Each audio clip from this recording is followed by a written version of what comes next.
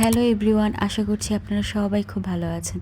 তো আজকে আমি এখানে দেখাবো কিভাবে বাসার কিছু উপাদান দিয়ে আপনারা গ্লোই স্কিন খুব ইজিলি পেয়ে যাবেন। তো এখানে আমি নিয়েছি উপটান, রাইস ফ্লোর অ্যান্ড হানি।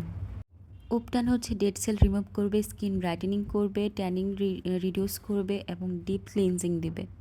আর মধুতে অ্যান্টিঅক্সিডেন্ট প্রপার্টিস থাকে, এটা আমরা সবাই জানি। এটা ড্যামেজের বিরুদ্ধেও খুব ভালো কাজ করে। রাইস ফ্লোর স্কিন ব্রাইট করতে সাহায্য করে, তারপর পোর টাইটেনিং করে। ইভেন এটা অ্যান্টি এজিংয়ের জন্য খুব ভালো কাজ করে। কিছু মানুষের কিছু কিছু উপাদানের উপর অ্যালার্জিক প্রবলেম থাকে, সেগুলো স্কিপ করে যদি বাকি সব উপাদান দিয়ে আপনি বিভিন্ন হোম রেমেডি দিয়ে বাসায় বসে স্কিন কেয়ার করেন, সেটা বাজারে কেনা প্রোডাক্ট থেকে আমি মনে করি অনেক গুণ বেশি ভালো।